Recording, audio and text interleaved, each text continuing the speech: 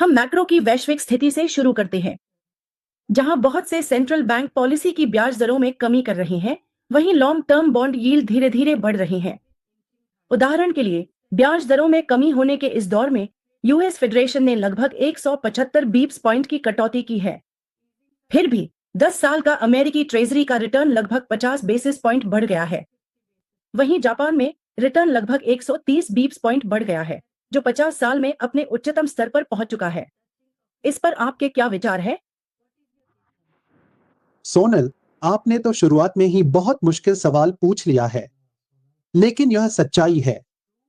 मुझे लगता है अगर आपने 1 या 1.5 साल पहले किसी से पूछा होता, तो उन्हें यही उम्मीद होती कि जैसे ही कई केंद्रीय बैंक की ब्याज दरों में कमी का दौर आएगा, वैसे ही लॉन्ग टर्म बॉन्ड यील्ड में बहुत तेज गिरावट आएगी।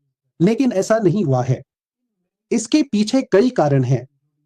एक बड़ा कारण यह भी है कि कई देश अब भी अपने सरकारी खर्च को बढ़ाने पर जोर दे रहे हैं, और इसी वजह से भले ही फेडरेशन ने शॉर्ट टर्म के लिए ब्याज दरें घटाई हैं, लेकिन केंद्र सरकार की ओर से बॉन्ड जारी करने के लगातार दबाव के कारण लॉन्ग टर्म बॉन्ड रिटर्न पर इसका असर नहीं पड़ा है। यही वजह है कि अधिक बॉन्ड जारी होना, फिस्कल डेफिसिट और महंगाई को लेकर चिंताओं के कारण टर्म प्रीमियम बढ़ रहा है।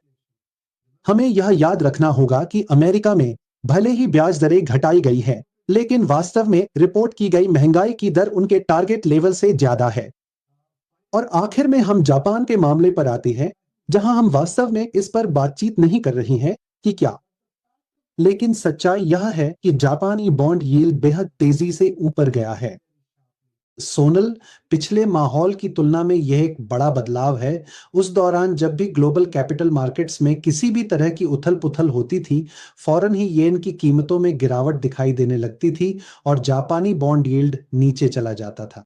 इसका नतीजा यह हुआ कि जापानी बॉन्ड बाजार दुनिया भर के कैरी ट्रेडर्स के लिए उधार लेने का फेवरेट जरिया बन गया, जो येन में पैसा उधार लेते थे। पूंजी लागत के लिहाज से यह एक सस्ती करेंसी थी, और इस पैसे को वे दुनिया के उन हिस्सों में लगाते थे जहां ज्यादा रिटर्न मिलता था। तो यहीं से वास्तव में येन कैरी ट्रेड की शुरुआत हुई थी। लेकिन जैसा कि आप इस चार्ट में देख सकते हैं, जापान में दरों में जो उछाल आया है, वह बहुत ही ज्यादा रहा है। अधिक फिस्कल डेफिसिट, कमजोर येन और निश्चित रूप से उनके तय टारगेट लेवल से कहीं ज्यादा महंगाई, ये इन सभी का मिला जुला असर है।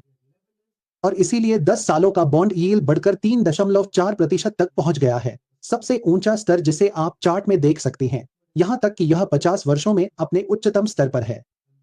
और इससे यह समस्या पैदा हो रही है कि कई इन्वेस्टर जो इस कैरी ट्रेड का इस्तेमाल करके जापान में सस्ते में उधार लेकर दुनिया के अन्य हिस्सों में निवेश कर रहे थे, अब उन्हें यह ट्रेड बंद करना पड़ रहा है। और यह कुछ ऐसा है जो दुनिया के फाइनेंशियल मार्केट्स के लिए थोड़ा जोखिम पैदा कर सकता है, खास तौर पर लीवरेज ट्रेड्स की बात आने पर। म्यूचुअल फंड निवेश बाजार के जोखिमों के अधीन है। योजना से जुड़े सभी दस्तावेजों को ध्यान से पढ़ें।